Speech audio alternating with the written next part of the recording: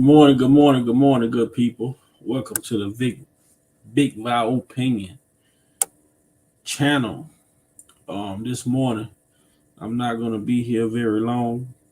Just coming on to answer a question that I was asked recently pertaining to have I ever experienced racism personally? Have I ever experienced racism personally myself? Well, unfortunately, I can't change. Good morning. Good morning. Good morning. Unfortunately, I can't change the color of my skin. Unfortunately, I am who I am. Unfortunately, this is who God chose me to be. And with that being said, unfortunately, I'm culturally guilty. I'm culturally guilty. And what I mean when I say I'm culturally guilty, as a black man, we all are culturally guilty. I'm going to bring you a description. I'm going to bring you a clip of what I mean when I say culturally, as a black man, we all are guilty. Anytime a crime is committed and only description that is given is a black man. Anytime a crime is committed and the only description is given is a black man, guess what? As a black man, you have experienced racism. As a black man, you have experienced racism. When the only description of a person is given is that it was a black man or all black men look alike, you have been discriminated against. That's racism. That's a form of racism. I don't really like going off into these topics, but like I said, I was asked a question by another brother who stated that he feels as though we as black people cry wolf or we cry racism when situations aren't appeasing to us.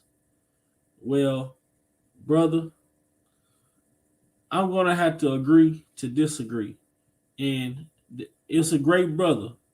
He's a great brother, but I don't think he understands what it really feels like to be born and raised in the South, Louisiana, Mississippi, Alabama, Texas, places like that, where this is something that we see so often. We see it so often to where it becomes normal to us. You know, me living me living in living in up north, I experienced the same thing up north. Maybe no, it maybe not happen to me personally, but if a person that looks like me experience racism from someone that I see, it don't have to be me to understand that I look like. It doesn't have to be me for me to understand that I look like that brother. I could be that brother. You know what I'm saying? So I'm gonna show y'all a short clip I'm gonna share on the stream of what I mean when I say we all are guilty culturally when the only description is given is a black man.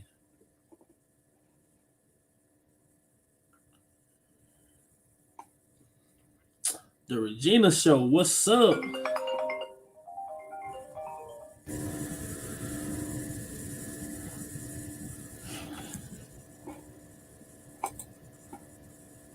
Share the stream.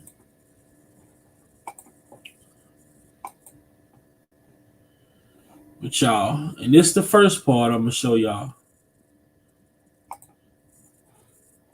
This is the brother Vincent Simmons again.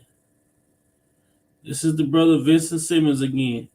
This is the description that was given to the police when they identified this brother.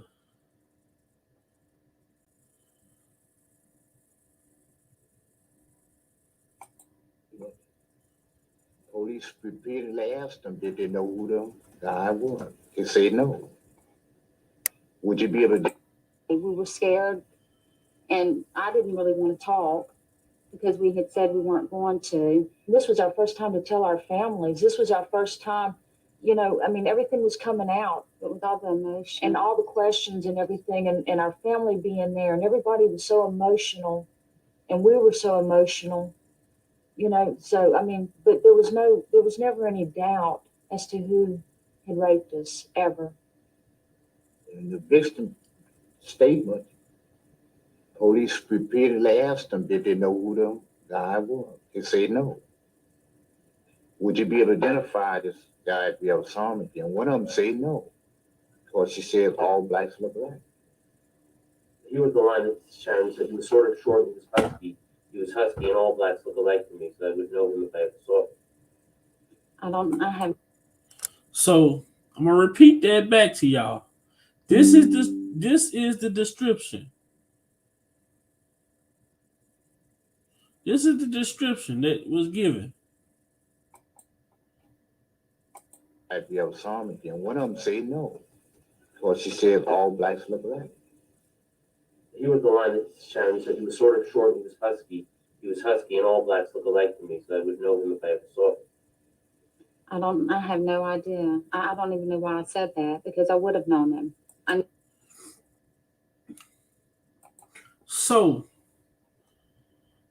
do y'all see what I say and what I mean when I say that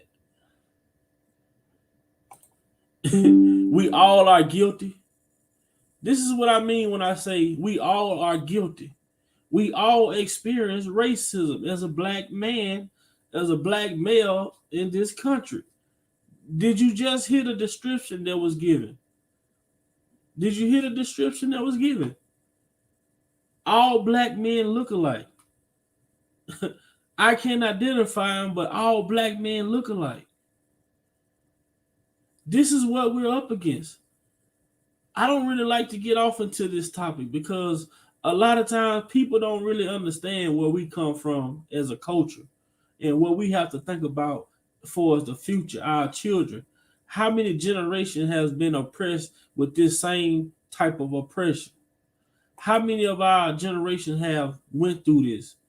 And how many more of our generations are going to have to go through this description of a black man? That's it. That's all they need, a black man. So this guy, Vincent Simmons, was exonerated. All the charges was dropped. They're not going to retry this man or nothing. But this is the remorse that these women have for lying on this brother. So, you know, I got to share the stream. Gotta share the stream. This is the remorse. He went in guilty. He's guilty now, and guess what? He will die guilty. You ready? So I'm happy. I got 44 years. All right. He will die guilty. You ready? So Stand down. he went in guilty. He's guilty now, and guess what? He will die guilty. You ready? So I'm happy. I got 44 years. All right. To stand stand down. down. He went in guilty. He's guilty now, and guess what? He will die guilty. You ready? So I'm I'm happy. I got 44 years. All right. Let's go. To stand down. He went in guilty. He's guilty now. And guess what? He will die guilty. You ready? So I'm happy. I got 44 years. All right. Let's go. This woman is literally gloating.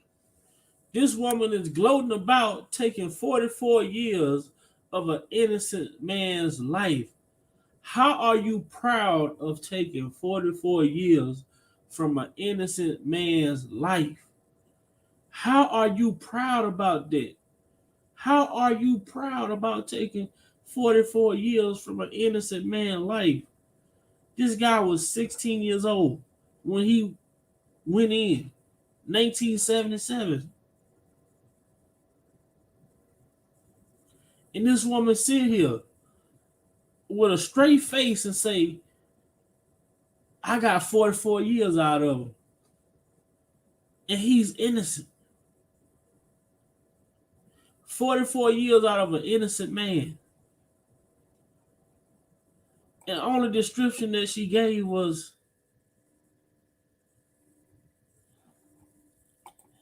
and this is the description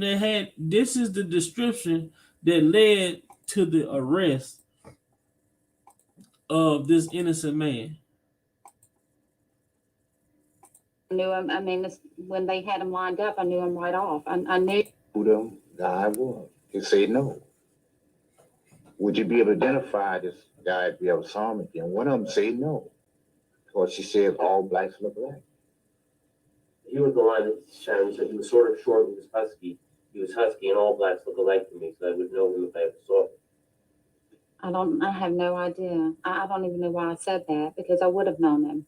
I knew him. I mean, when they had him lined up, I knew him right off. Man, it's crazy. I'm gonna show y'all something. This is the brother in his parole hearing. This is how they treat this man. This is how they treat this man in his parole hearing. He comes in here with the evidence, proving his Have a innocence. seat. Good morning. Would you answer Mr. Magri's questions? You committed these two rapes? No, sir. What'd you say? No, sir. Tell me what happened. I had newly discovered evidence because I've been trying to get the evidence since I've been here to prove my innocence. You pled guilty? No, sir. And they say that they wanted me to make a confession. And I told them that I wasn't going to make a confession because I was innocent. One of the officers hit me. And when I tried to jump up, the other officer jumped up and he shot me in the police station. Their version is you grabbed a pistol and you tried to kill them and you kept pulling the trigger and it wouldn't go off and another officer came in and shot you. I was never charged with that crime. They tried to justify shooting. Did you hear that? Did you hear that? Did you hear that? He said that they said that he tried to shoot an officer, but in the midst of him trying to shoot an officer, another officer came in and shot him. But he was never charged with the crime of shooting the officer. So do you really think that if this man really tried to shoot an officer, they would have charged him with attempted murder or trying to shoot an officer? They played with this man's life.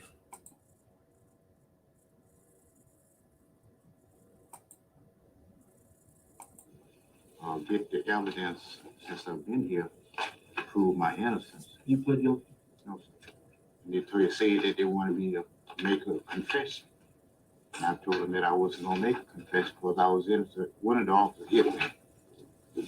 And when I tried to jump up, the other officer jumped up and he shot me in the police station. Their version is you grabbed a pistol and you tried to kill them and you kept pulling the trigger and it wouldn't go off and another officer came in and shot you. I was never charged with that crime. They tried to justify shooting me. Of course, if the officer wanted to kill you, he wouldn't shoot you. He shot me right above the heart. We didn't have none of this evidence. None of this evidence was presented before the jury because the DA had it in his files. And in these files, the doctor's report indicate that the girls were virgins. Say why? You have those reports where the doctor said that they was virgin? I'd like to see. They weren't expecting him to have that paperwork. They testified before the jury that they were brutally raped. They repeatedly asked them, would they be able to identify this person again if they saw him? They say no, because all blacks look alike. They put you in the lineup and they said they all picked out the man. No, when they brought me in, I was handcuffed. You were the only one handcuffed in the lineup? Only one handcuffed in the lineup.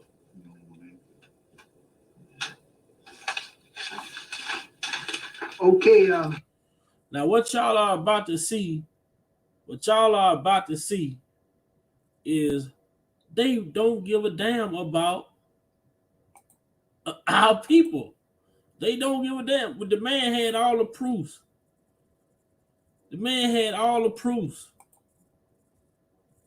But this is the people who's playing with his freedom. if y'all step out, we'll discuss the case. Let's listen for the discussion.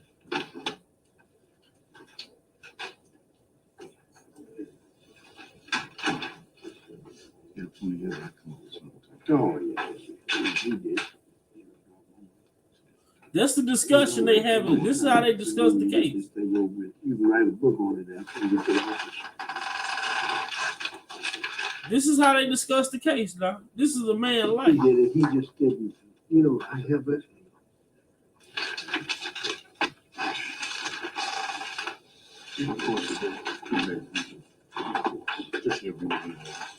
This is the discussion they had. Now, that's how you discuss a man's life. This is how you discuss a man fighting for his life. This man's fighting for his life, and they say we're gonna discuss the case. The man leave out, all of them say he innocent. Oh, after 20 years, you'll come up with something. Like this man's life doesn't matter.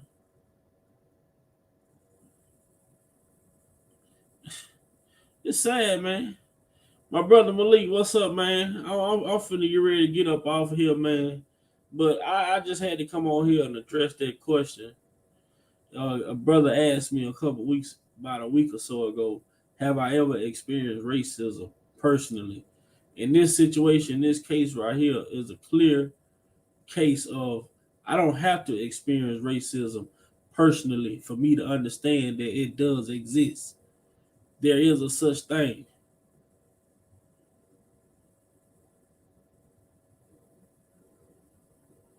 So with that being said, man, if y'all haven't looked up this Shadow of a Doubt full documentary of Vincent Simmons, man, I encourage y'all to go and check it out. YouTube, Vincent Simmons. The documentary is called Shadow of a Doubt. And man, y'all would, man, it brought me to tears yesterday, to see that the man was set free because they did the way they did him. Like one thing, I believe in accountability. So I believe if a person commit a crime and proof is there, the evidence lead to that person committing the crime, then they supposed to serve their time. If you commit the crime, you do your time. But don't lock up an innocent person. Don't lock up an innocent person for the lack of doing your job. Don't lock up an innocent person for the lack of doing your job. If you do your job properly, correctly, then none of this. This is how we're going to stop innocent people being locked away. Because we got these officials got to be held accountable when they don't do the right thing. This man presented all the facts, all the evidence to them, and what did they do? They say, "Oh, we're going to discuss your case." Soon the man leave out the room. All three of those people on the parole board say, "Oh, after 20 years, he would come up with something. Oh, he's guilty. He done